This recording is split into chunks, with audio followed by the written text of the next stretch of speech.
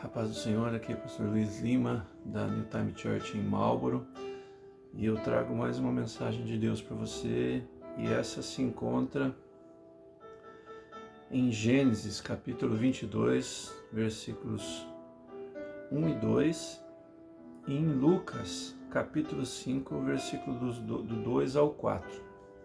Leia comigo. E aconteceu depois dessas coisas que Deus tentou Abraão. Ele disse: Abraão, e ele disse: eis-me aqui. E ele disse: toma agora teu filho, teu único filho, Isaque, a quem tu amas, e vai para a terra de Moriá, e oferece-o ali como oferta queimada sobre um dos montes que eu te direi. Lucas 5, 2 a 4 diz assim: e viu 2 barcos parados junto ao lago, mas os pescadores tinham descido deles, e estavam lavando suas redes. E ele entrou em um dos barcos, que era de Simão, e lhe pediu que o afastasse um pouco da terra. E sentando-se, ensinava do barco a multidão. E quando ele terminou de falar, disse a Simão: velejai para o profundo, e lançai as redes para um arrastão. A mensagem de hoje fala de uma coisa que é comum a nós, que são os dias ruins, os bad days. E o que é um dia ruim? Você perdeu a hora no trabalho, na escola, chegou atrasado? No trabalho, num compromisso qualquer, você acabou dando tudo errado e você chegou atrasado. Será que é um dia em que nada do que você planejou aconteceu? Tá tudo dando errado? Você planejou tudo, deixou tudo certinho e nada saiu do jeito que você queria. Há muitas definições para um dia ruim, mas em suma, é aquele dia em que você deseja nunca ter saído da sua cama. Na verdade é isso. Você olha para a situação ao seu redor e fala assim: por que eu não fiquei em casa deitado na minha cama, quentinha, quietinho, escondidinho, para que nada disso estivesse acontecendo? E como é que eu lido com isso? Como é que nós podemos lidar com algo que é comum, que são dias ruins? Esse texto que eu li para vocês fala de 2 personagens muito conhecidos na Bíblia. O primeiro deles, Abraão, o segundo, Pedro. E eles estavam em dias ruins. E esses trechos, o contexto dessas histórias nos mostram como eles lidaram com isso. E eu gostaria de compartilhar isso com você. Vamos começar ali com Abraão. Abraão era casado com uma mulher bonita, mas estéril, que era Sara. Ele já tinha uma idade avançada. E em meio a essa situação, ele recebe uma promessa de Deus, que ele teria um filho e que através desse filho, Deus geraria uma grande nação. E isso aconteceu. Essa promessa foi dada a Abraão quando ele tinha 75 anos de idade. 25 anos depois, com Abraão com 100 anos de idade, nasce Isaque. Tenta imaginar a felicidade desse sujeito. A promessa de Deus se cumpriu na sua vida, algo que para ele era impossível, porque ele já era velho, a sua mulher já era estéril. E a Bíblia nos diz que já haviam cessado os tempos dela, ou seja, ela não poderia ter mais filhos. Deus faz uma promessa que parece impossível, que aos nossos padrões também demora para acontecer. 25 anos é muito tempo, mas ela acontece. Tente se colocar no lugar de Abraão, a felicidade dele ao olhar Isaque, o filho da promessa, o filho da sua velhice, o cumprimento daquilo que Deus havia prometido, a sequência, a sua linhagem, a sua descendência. Um belo dia, o mesmo Deus que fez a promessa e a cumpriu, chega para Abraão e diz assim: Abraão, eu quero que você pegue seu único filho e o ofereça em sacrifício para mim. Se isso não é um dia ruim, eu não sei o que é. O filho da sua promessa, a sua alegria, o motivo do seu sorriso. Deus simplesmente chega e fala assim, olha, pegue ele e ofereça em sacrifício para mim. O segundo personagem que eu li com vocês é Pedro. Pedro passa uma noite inteira pescando, afinal ele era um pescador. E pela manhã ele retorna à praia. Só que o seu barco estava vazio. Embora alguns digam que Pedro estava acostumado a isso, estava acostumado a lidar com isso, porque ele era um pescador e isso faz parte da rotina do pescador, eu não acredito muito nisso, porque nós não somos programados para o fracasso. O ser humano, em geral, ele não é acostumado ao fracasso. Fracasso significa derrota, fracasso significa que algo não deu certo, fracasso significa que alguma coisa fugiu do seu controle e não aconteceu como você gostaria que tivesse acontecido. Fica imaginando a cara de Pedro chegando na praia com o barco vazio. E as pessoas que foram de manhã para pegar aquele primeiro peixe, escolheram o melhor peixe, aquele peixe fresquinho, perguntando, Pedro, cadê o peixe? Onde estão os peixes, Pedro? Eu vim aqui de manhã somente para comprar o meu peixe. E Pedro teria que dizer que não tinha peixe. Em outras palavras, ele estaria dizendo assim, eu saí para uma missão esta noite e eu não consegui concluir, eu fracassei. As coisas não aconteceram como eu havia previsto. Não tem peixe para vocês hoje. Um dia ruim. Um dia em que a frustração bateu à porta de Pedro.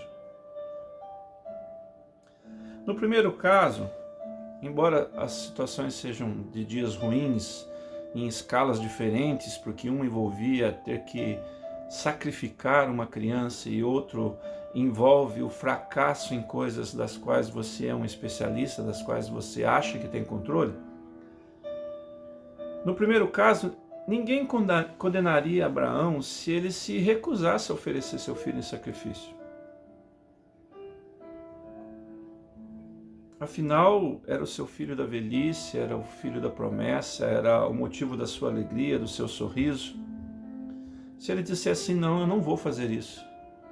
Eu não vou oferecer o meu filho em sacrifício. Ele é tudo que eu tenho.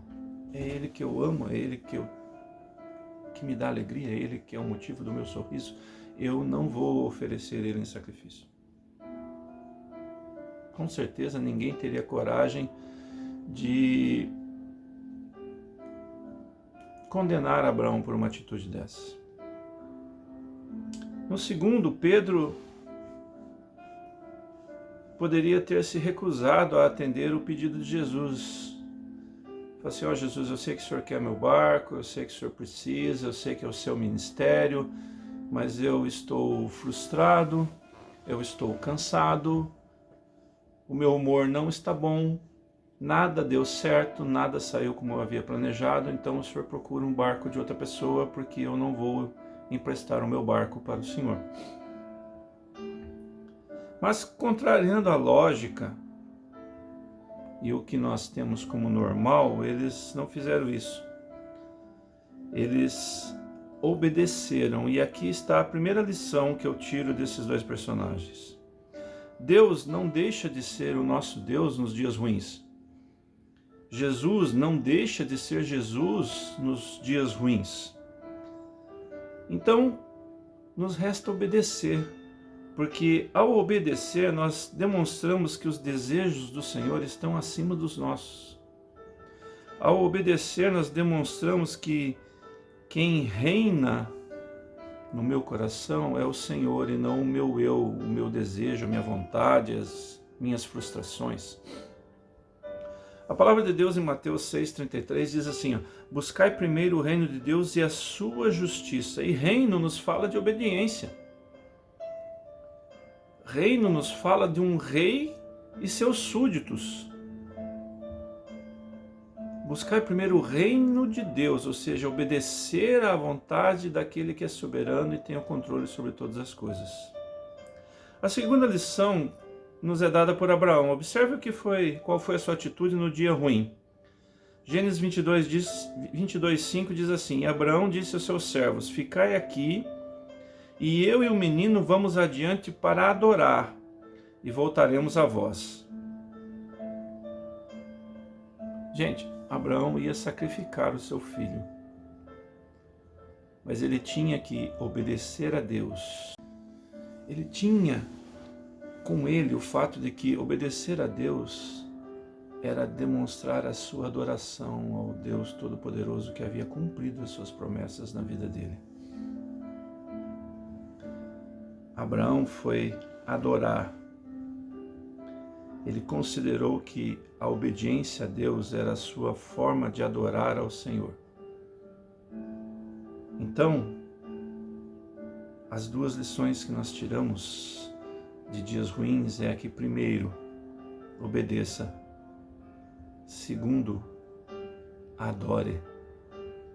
A terceira lição é nos dada por Pedro. Lá em Lucas 5,5 ele diz assim, respondendo Simão, disse-lhe: mestre, nós trabalhamos toda a noite e nada apanhamos, mas sobre a tua palavra eu lançarei a rede. Abraão obedeceu e adorou. Pedro obedeceu e ofertou o seu barco e as suas redes ao Senhor, baseado na sua palavra. A terceira lição que eu tiro disso é que num dia ruim, submeta o instrumento da sua frustração, a causa do seu dia ruim, à palavra.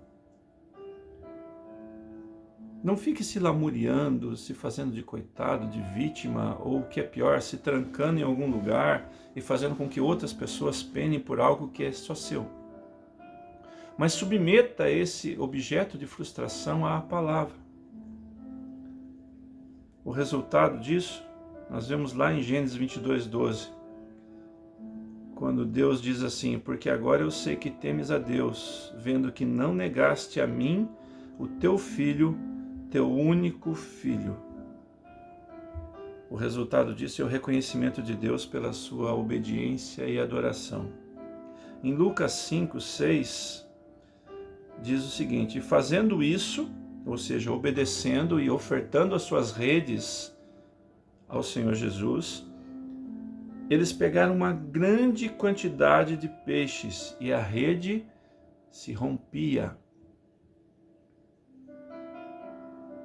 O Senhor vai transformar o objeto da sua frustração em objeto de bênção. Lucas 5:7 diz assim: e eles acenaram aos seus companheiros que estavam no outro barco para virem ajudá-los. E eles vieram e encheram ambos os barcos a ponto de começarem a afundar. A bênção não vai ficar restrita a você quando você obedecer, adorar e ofertar. A bênção alcançará quem estiver ao seu redor. É isso que a palavra nos promete. Lucas 5:9 diz assim: Pedro estava admirado e todos os que estavam com ele diante do arrastão de peixes que haviam feito. Gênesis 22:14 diz assim: Abraão chamou aquele lugar de Jeová-Jiré, como se diz até este dia, no monte do Senhor ele será visto. Obedecer, adorar e ofertar ao Senhor num dia que é ruim, fazer isso num dia bom é natural, mas fazer isso num dia ruim demonstra que acima dos seus problemas há um Deus que não deixa de ser Deus nos dias ruins. E quando você declara isso através das suas atitudes, aquele dia que parecia ruim, que parecia que nunca ia ter fim, será transformado, pois o Senhor se tornará visível a você. Nós não estamos livres dos dias ruins. A diferença está em como nós reagimos quando eles nos vêm, quando eles acontecem. Nós olharemos para o nosso eu, sentaremos, choraremos e reclamaremos? Ou olharemos para o Senhor, obedeceremos, adoraremos e ofertaremos a Ele? Para encerrar, eu quero deixar para você o Salmo 121, nos versículos 1 e 2. A palavra de Deus diz assim: levantarei os meus olhos para os montes. De onde me vem o socorro? O meu socorro vem do Senhor que fez o céu e a terra. Dias ruins tendem a nos levar a olhar para baixo, a nos dobrarmos ante a dificuldade, a reclamarmos, a nos sentirmos uns coitados. A palavra de Deus diz assim, que quando você precisa de socorro, você olha para cima. Levantarei os meus olhos, de onde me virá o socorro? O meu socorro vem do Senhor, que criou os céus e a terra. O salmista diz que ele eleva os olhos para os montes, que era o lugar mais alto ali. Mas o socorro não estava no alto dos montes, o socorro estava acima dos montes. O socorro estava naquele que criou os montes, ou seja, alguém que estava muito acima. Não sei como foi sua semana, não sei como você acordou hoje, mas uma coisa eu sei. Quando lhe vierem dias ruins, e eles virão, eleve seus olhos para o alto. Obedeça, adore, oferte e creia, porque Ele se fará presente na sua vida. Eu te desejo uma semana abençoada, em nome de Jesus, e que o Senhor te dê a sabedoria para que você saiba lidar com os seus dias ruins. Deus te abençoe em nome de Jesus.